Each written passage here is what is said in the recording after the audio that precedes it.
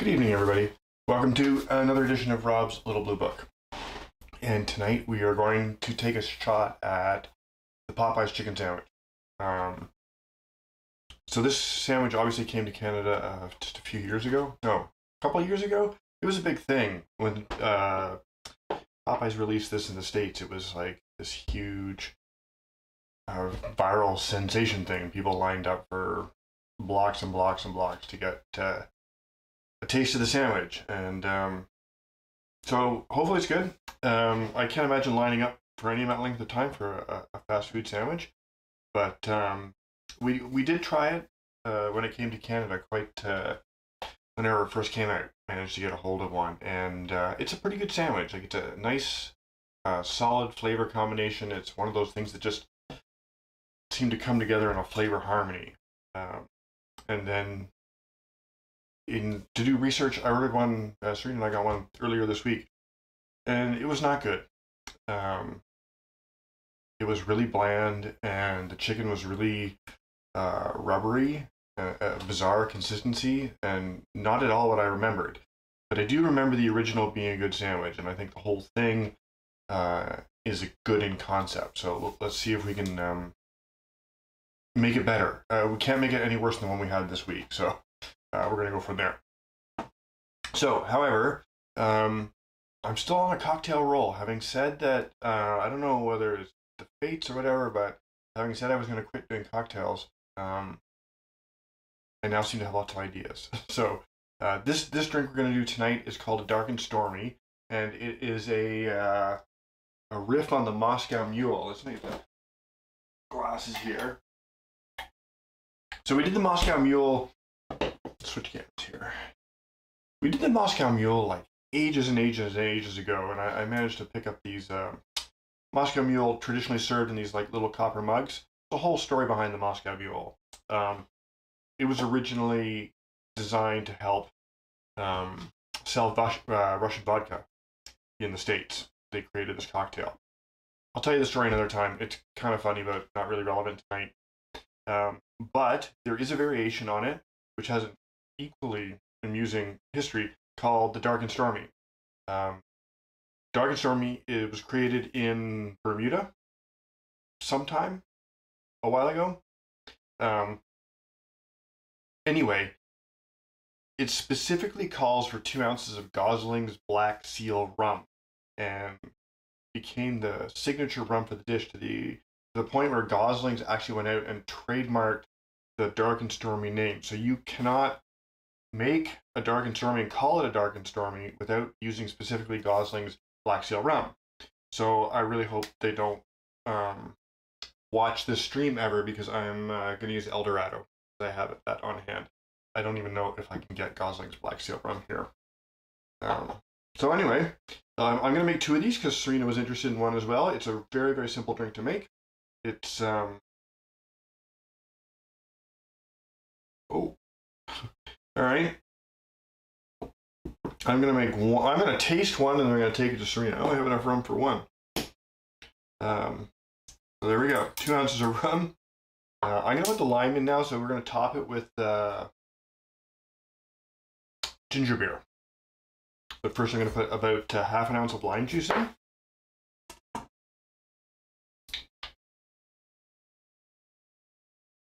Which is that much. And then we're going to top it with ginger beer.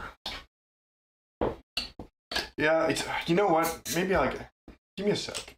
I probably have another dark rum on my bar cart. I'll be right back.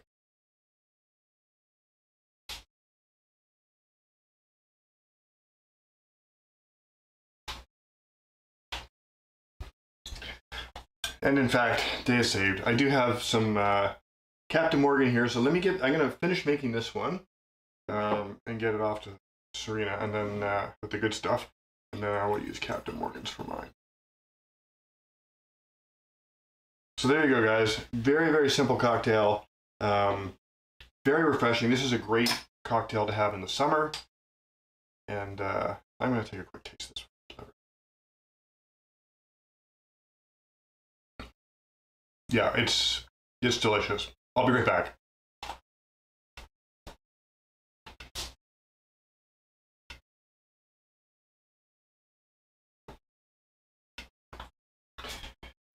Okay, so I'm gonna make another one because that's a delicious drink. So let's just throw another one together. I got a chilled, again, like instant replay.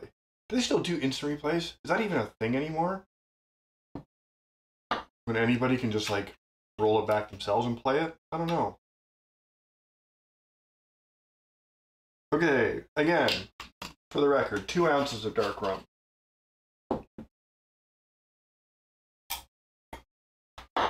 Half an ounce of lime juice.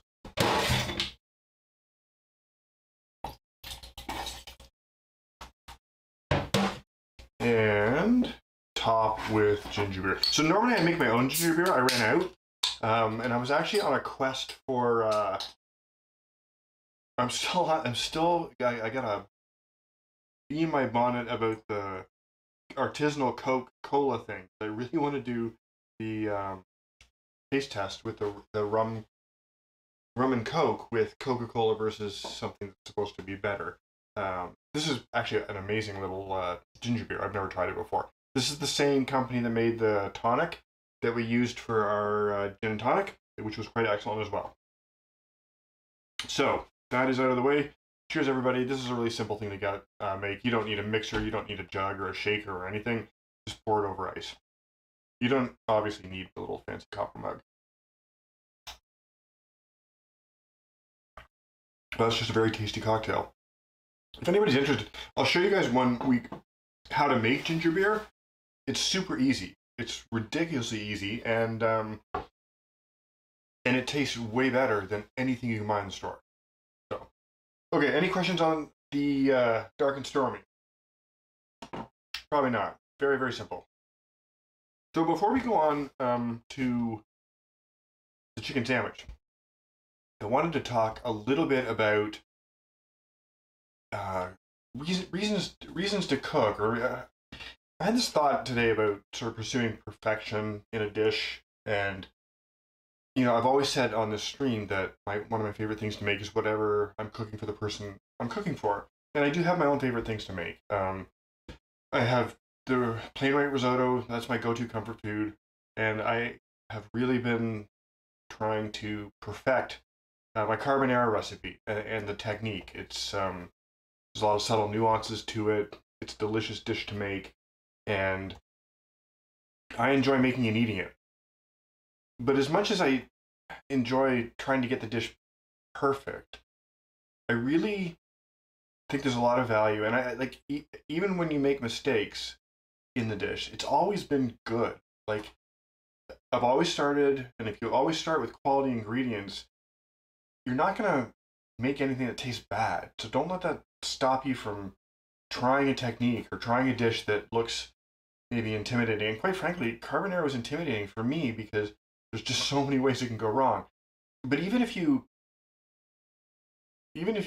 scramble the eggs, for example, you don't wait long enough, or it's too hot and the eggs scramble, that's fine. It's still going to taste great.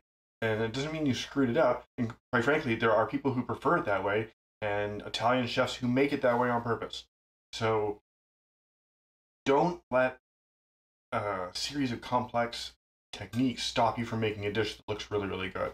Because even your, I don't want to say failures, because they're not failures. Every dish you make for yourself, for someone you love, is a success. It's going to taste great. If you start with good ingredients and you use them in roughly the proportion of the recipe, it's always going to taste really, really good. Okay, it may not look like it belongs on the cover of Bon Appetit. I don't think I've ever made something that looks like it belongs on the cover of Bon Appetit. It's going to taste good, and the people you're making it for are going to be very grateful. So that was just a random thought I had today, which I wanted to share with you guys, because I have been on this carbonara quest, and it's been a lot of fun. And I realized today that I have enjoyed the process of doing this dish. So, okay, so let's go over the ingredients in the chicken sandwich. There's only 4, so it's not that hard. We have 2 brioche. I'm going to make obviously 2. These are brioche buns, so you want to use specifically for the sandwich. You want a brioche bun. Brioche buns are a little bit sweet, and you need that for this sandwich. Okay, that is one ingredient. The other is mayonnaise. I use Hellmann's mayonnaise. I don't think there's anything better. There's no reason to make a homemade mayonnaise for this, although that's also really easy. Hellmann's makes great mayonnaise. Just squeeze it out, you're good to go. Now, there are a couple of versions of this sandwich. When the sandwich first came to Canada, the OG sandwich is exactly what we're going to make here, which is the buns, the mayo, the chicken, and the pickles, which are over here. Having said that, when they do have a spicy mayo version, which I'm not going to make tonight. If you like spicy mayo, go ahead and do that. It's really easy to make spicy mayonnaise. You can add sriracha to this, cayenne, whatever you want to make a spicy mayo. By all means, Paul. Hey, Paul, you can use that as well. I mean, the whole point of this showing you this technique is to make the sandwich your own. Because once you make it your own, I guarantee you don't want the Popeyes version. As good as it was, that very, very first bite I had, and it tasted all the flavors together, was really great. Since then, it has not been enjoyable. But I think it's a really great sandwich. And we're going to talk a little bit about why I don't want to use spicy mayo. So I'm using regular mayo tonight. And the chicken itself is... I was going to show you guys how to cut up a chicken cutlet for this. Do I still want to do that? I think so. So I have mine... let's talk about the brine. There are 4 pieces of chicken in here. So this is buttermilk with salt. So this is technically both a brine and a marinade, a brineade, if you will.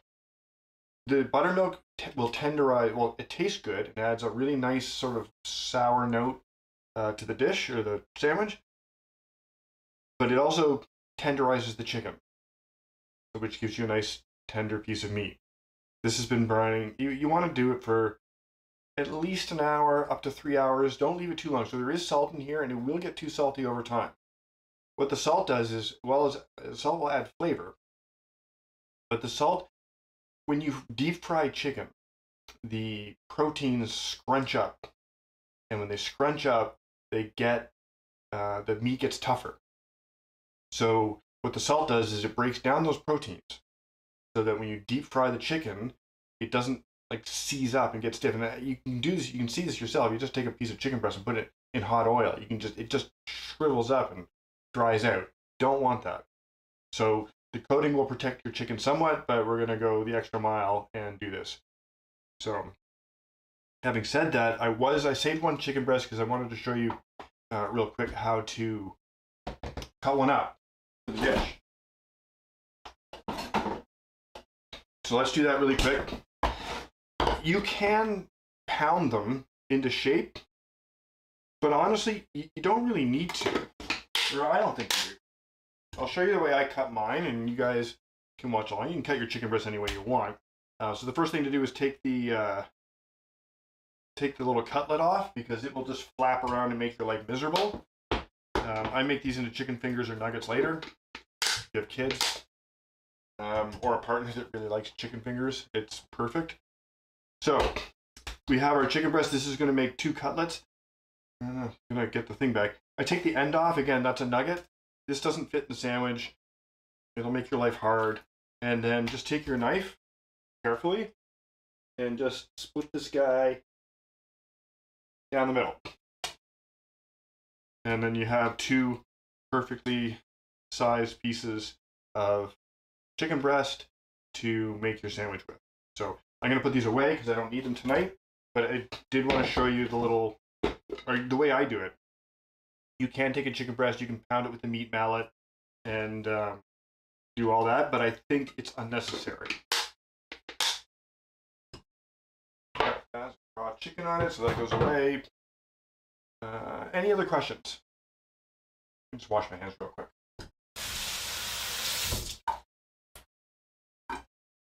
I have a feeling this is going to go pretty quick tonight, but that's just the way it is, right? Okay, the next thing we are going to talk about is spices, because I learned a lot about spices recently. Well, I've always known this, and people tell you spices go stale over time. They lose their potency, especially obviously dried spices.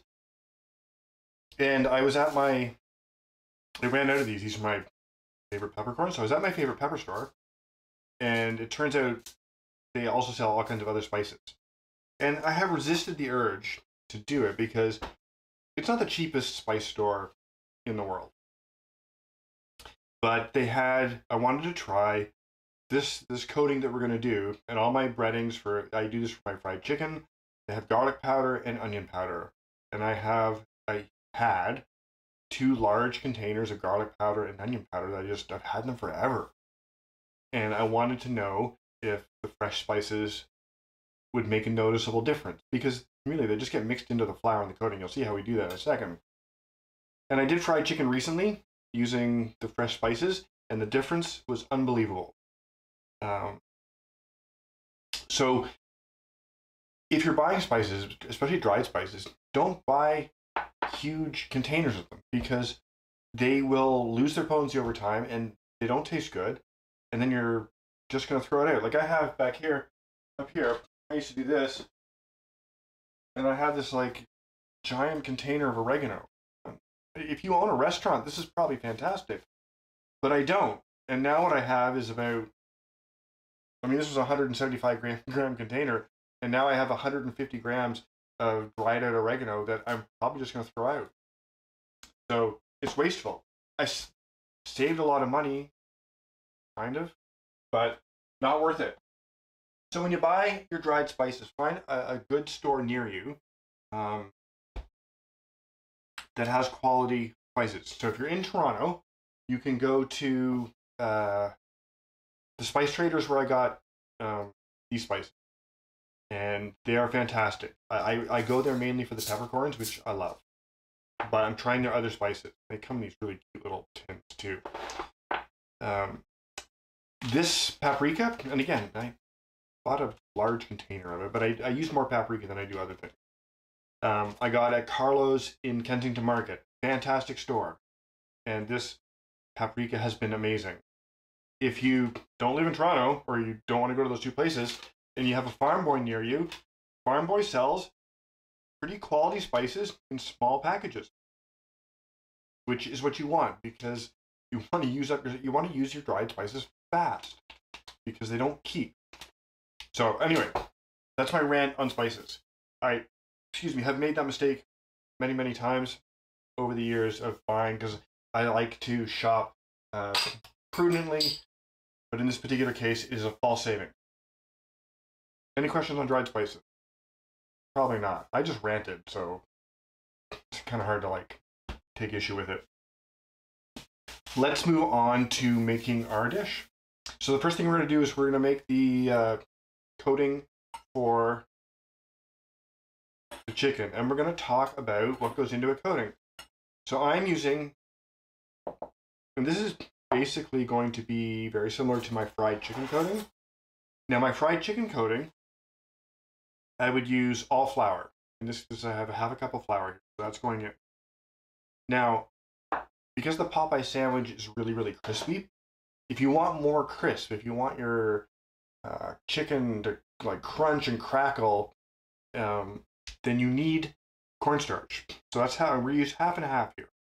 And you can play with the ratios. I mean, I wouldn't use more than 1/2 cornstarch, unless you're doing chicken wings. When I do my chicken wings, I just toss them in cornstarch. But in this particular case, the more cornstarch, the crispier and sort of glassier the crust is going to be. And the more flour you use, the more like KFC it's going to be, that sort of built up, flaky, crunchy. But KFC has a density to it. Actually, I'm not a huge fan of KFC, but I like the way their crust works. And when I do my own fried chicken, I only use flour, because I like that built up crust. But make it your own. Play with it. I'm gonna do 1/2 and 1/2. We'll see how it turns out tonight. Now, in terms of quantities, I'm only making it for 2. So I have 1 cup of white stuff. Whether it's 1/2 flour, 1/2 cornstarch, whatever ratios you choose. I'm going to give you proportions for using 1 cup of, let's say, breading base. Okay? So to 1 cup of that, we are going to add 2 teaspoons of garlic powder.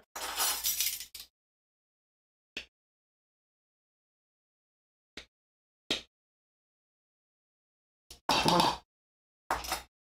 And 2 teaspoons of onion powder.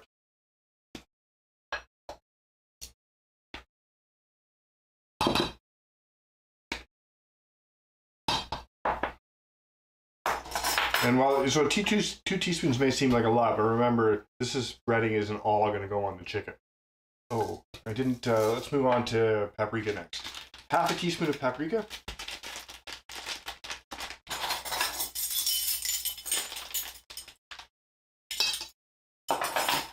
And I'm going to do about half a teaspoon of salt when I find that. Come on. And I forgot to grind the pepper, so we're going to grind up a little bit of pepper because I want a little bit of pepper punch. I didn't do cayenne, did I? Let's do the cayenne next. Cayenne is to taste. I would go up to half a teaspoon here, but I'm actually just going to put in like a tad. This is very, very fresh cayenne, and I know it's very, very strong. I don't want this to be spicy. I want it to have just a little bit of a kick, but I don't want to blow out. I want to be able to taste my other spices. I don't want to make it like scorching hot. And let's just we'll do some pepper real quick. Oh wow, that's cute. Maybe that much just for right now.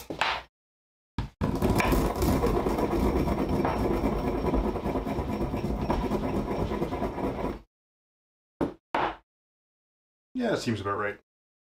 Okay. And so these are all our breading ingredients. Just give them a little stir, mix them up. So unlike fried chicken, and the other nice thing about this is just way easier to make than fried chicken. I mean, I know we're making fried chicken, but this process, because when I make my fried chicken, this would be divided in 2, and I would have buttermilk in the middle. So I would dredge the chicken in the flour, then into the buttermilk, back into another bowl of flour, which works really well, is messy and time consuming, but in this particular case, our chicken already is already covered in buttermilk, so we are just going to take a piece out, dredge it, and go from there. So I'm pretty sure I have 4 in here. And this is where you're supposed to use like the whole wet hand, dry hand technique, which, as you can see, I have never totally figured out. And you want your batter to get, you can actually even like, what you want, I'll show you guys what you want to see here. See this clumping? That's kind of what you want to see. And this chicken piece, I'm actually going to take like a little bit of the buttermilk mixture. I'm going to sprinkle it into my batter. You want it to be just a little bit clumpy to build up the crust. There we go. That's what I want to see. Actually, go for like a little bit more. Just sprinkle a little bit of this into your flour. Give it a mix. There we go. So it comes up like almost like a meal almost. Like cornmeal is what I mean. Not like a meal that we're making.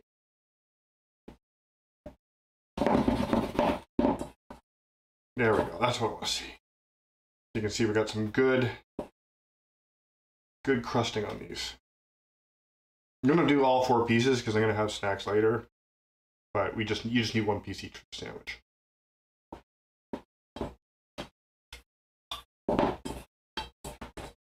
It always seems like the first piece never gets the perfect coating, but by the time we get to this point, you can see we got some really, see how it's shaggy? That's exactly what you want to see. And our last piece.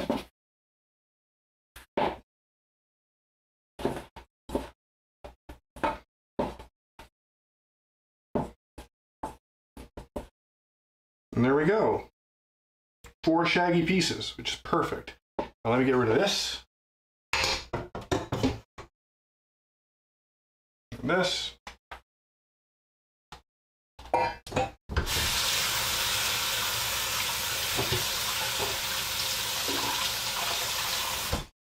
Okay, so any questions on that little bit of the process? Obviously, I've destroyed my countertop here. Yeah, I know. I really, this always seems to happen when I do breading. So let's see if we can maybe clean this up just a little bit. Normally not quite this messy when I cook. Just kind of got away from it.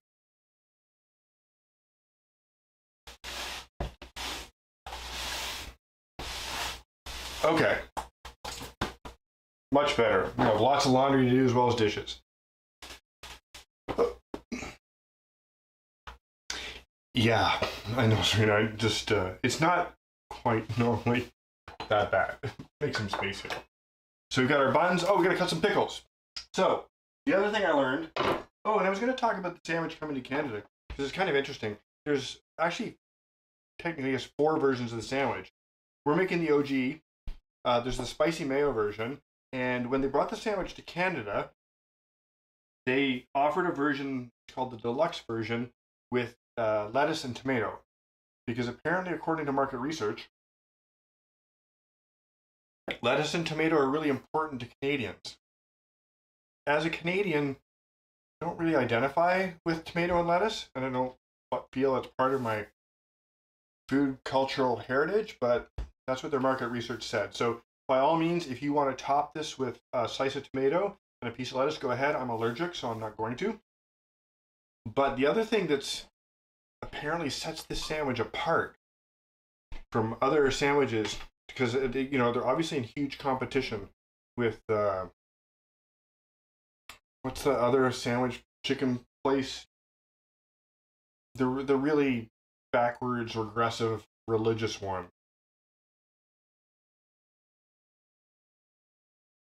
Yeah, exactly, Rebecca. But what's the other company? The one that hates everybody. Hey, don't come to me. Anyway.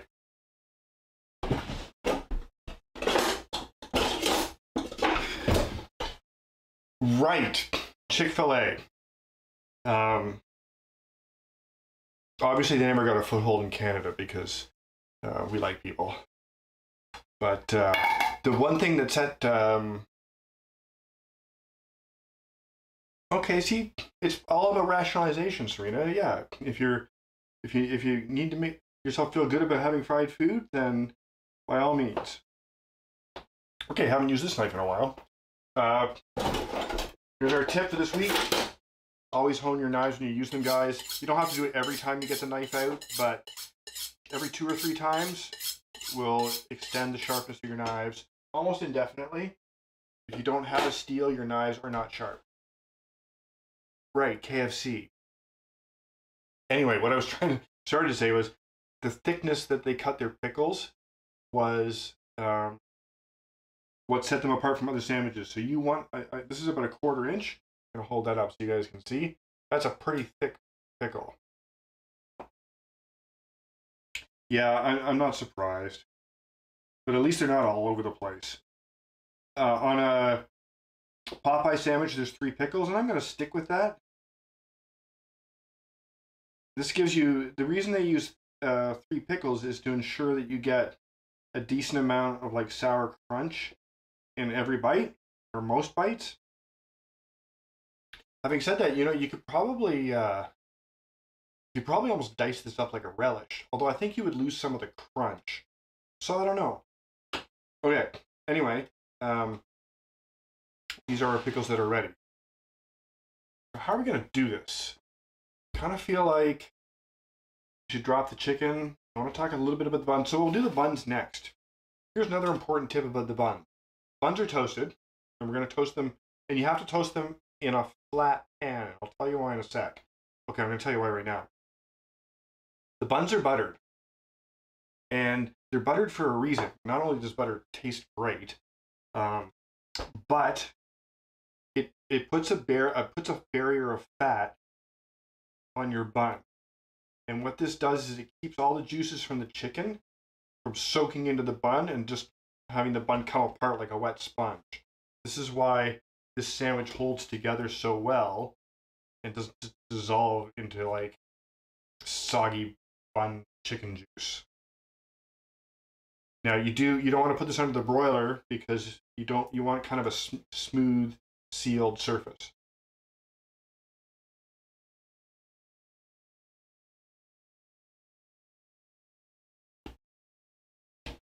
All right. Any questions on buttering buns? I mean, this seems pretty straightforward. So I'm going to toast these just in a pan, probably right here actually. You can see? Yeah, I can see. Come on.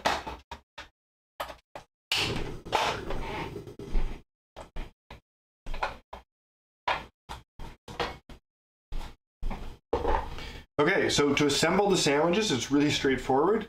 We are just gonna, it goes mayo, and then the pickles, top with the chicken, top with the other half of the bun. Very, very straightforward. My oil is hot, but I'm just gonna double check and make sure at temperature.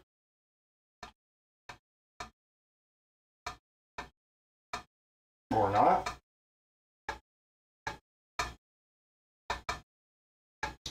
Okay, oil's plenty hot. Let's get a couple of plates in here.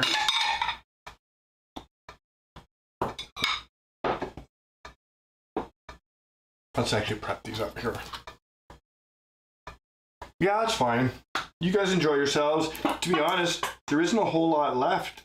I mean, it's just assembling the sandwich, and you can come back and watch the rest of it. Enjoy the game. We got our mayo.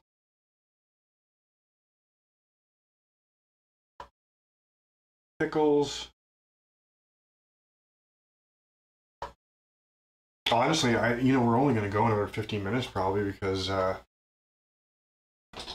just have to fry the chicken. Okay. Any questions before I drop the chicken? So I'm going to pick my two best looking pieces here, which is this one and this one.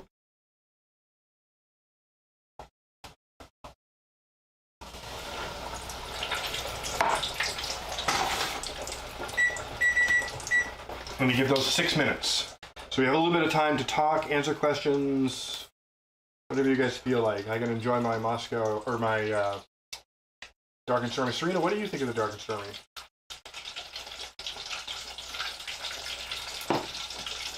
Now we're going to have interference from the deep fryer. But that's just the way it goes.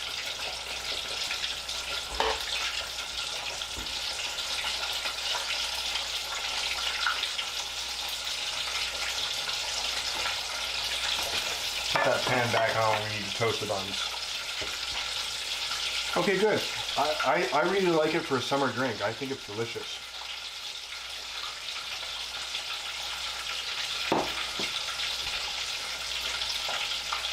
Pickles.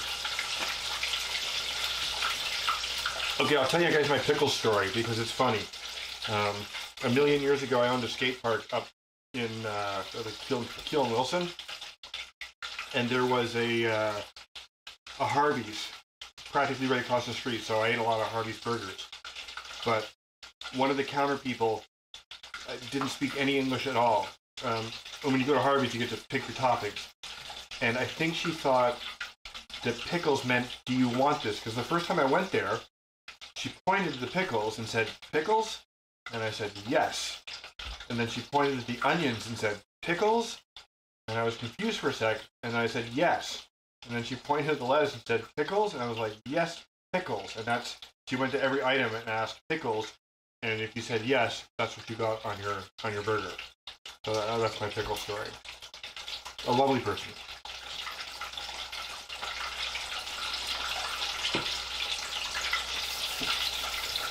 Okay, we're looking at our chicken here.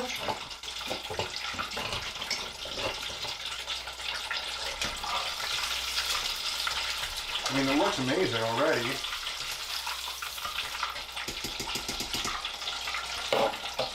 There's no way it's going to take the full 5 minutes, but I'm going to let it go.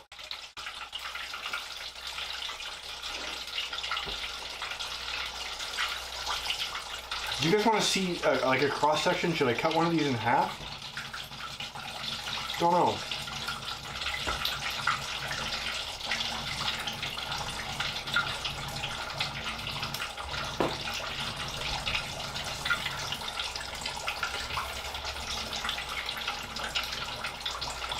No, Rebecca. At this point, I just know how long it takes in the deep fryer.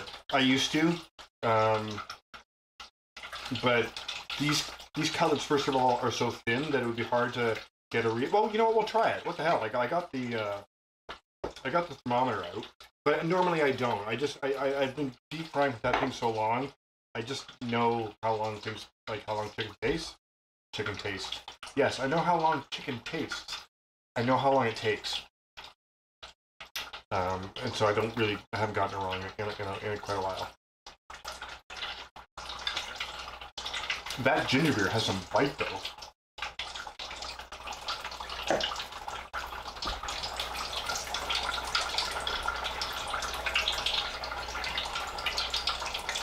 All right. So just out of curiosity, since Rebecca asked, I don't think this is going to be done. This piece has been in 4 minutes. But let's see where we're at. And it's not, so you guys can't, oh, here. I don't know if you guys can see, but this guy's only 140, 139 in the middle. Isn't quite done. So it's probably going to go, in 2 minutes it'll be done. So for that deep fryer, I know that small chicken wings take 9 minutes, larger ones take 11 minutes. My big pieces of fried chicken take the breasts take 7 or 8 minutes, and the dark meat I leave in for about 12. And obviously things like chicken strips and stuff like that, like chicken fingers, they cook really quick. Also, the breading matters a little bit. I think coated in panko seem to cook a little bit faster.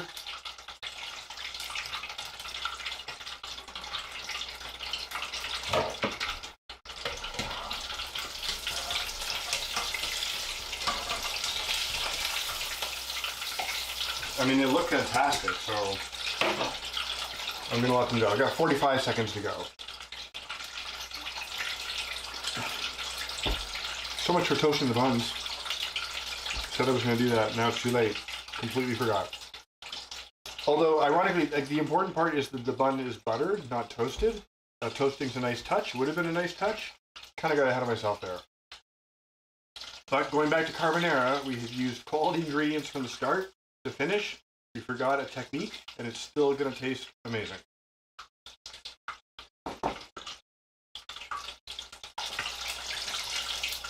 Okay, they're done. I can just tell by the sound. Let's get them out.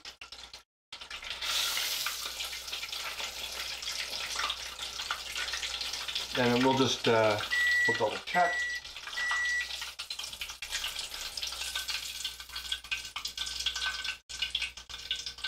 They're also going to be they're going to be too hot to put in a sandwich and eat just yet.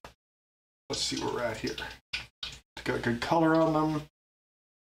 Yeah. So this is now 160 in the thickest part of the breast, and they are just smoking hot. So let's get one of these delivered to Serena. Yeah, I think I'm gonna cut one in half so you guys can see what it looks like. Just move that on the cutting board for a sec. Okay, give me 2 seconds.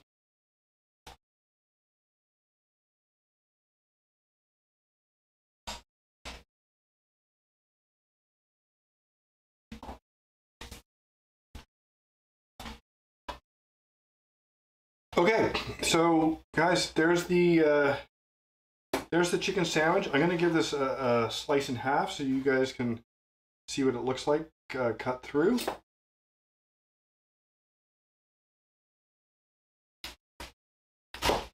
Wow. Awesome crunch as the knife went through. This side looks a little better. And there you go. That is the chicken sandwich, and I'm gonna just actually, you know what? I know it's smoking hot, but hopefully the bun's cool it down a bit.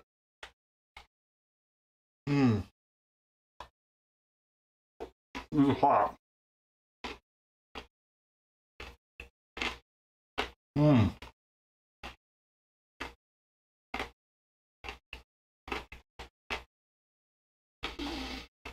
Wow. So that's the taste combination that I remember when they first came here. This coating is not bland. You can taste all the spices. The fresh spices are, well, fresh dried spices, but the new-ish spices make a big difference. I'm gonna take another bite.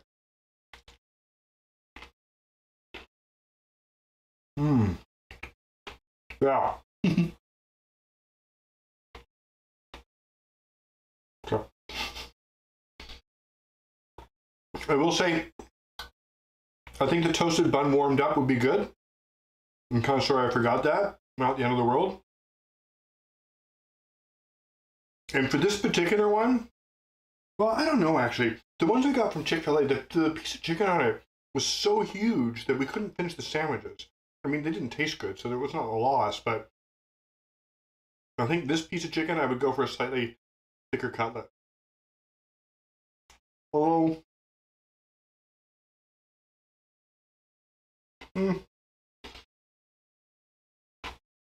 no, I don't know, guys.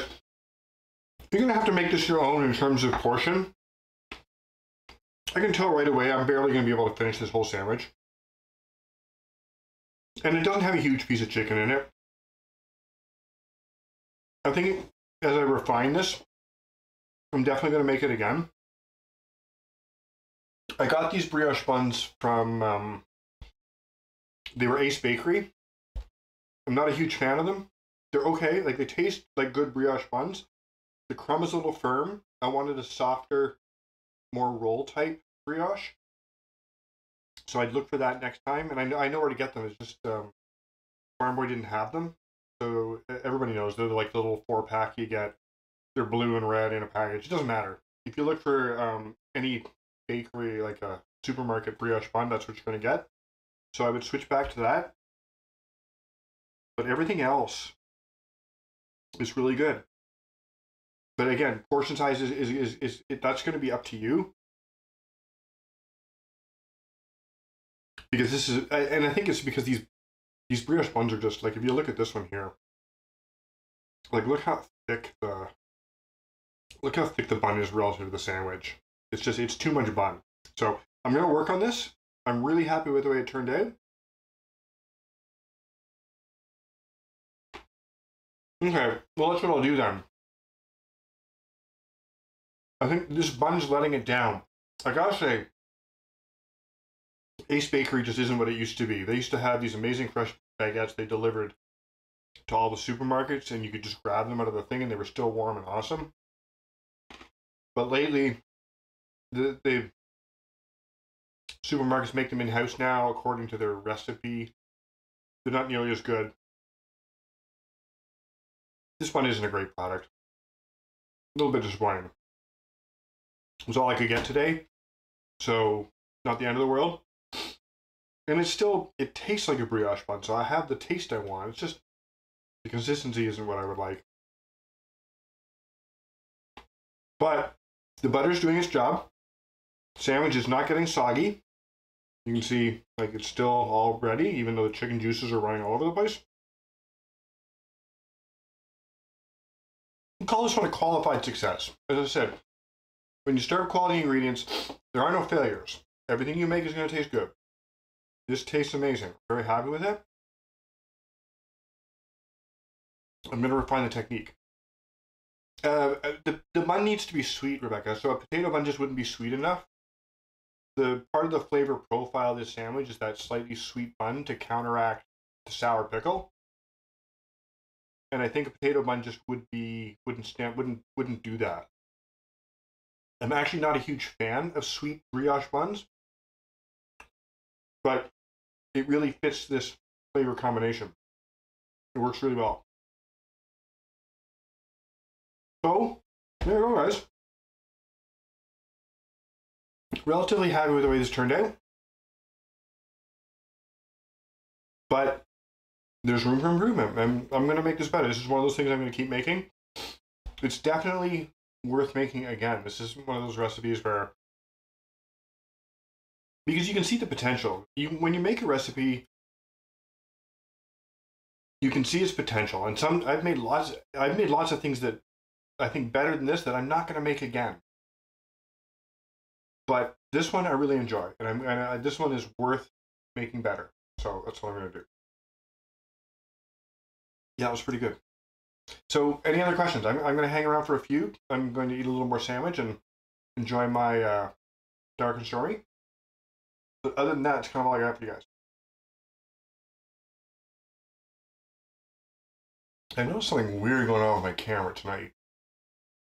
It seems like the focus of the lighting is shifting all the time. It's weird. Anyway, joys of doing it live, right?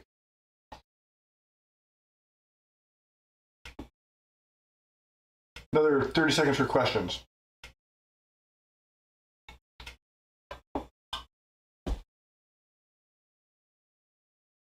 Okay, guys, that's all I got for you tonight. Next week we are doing...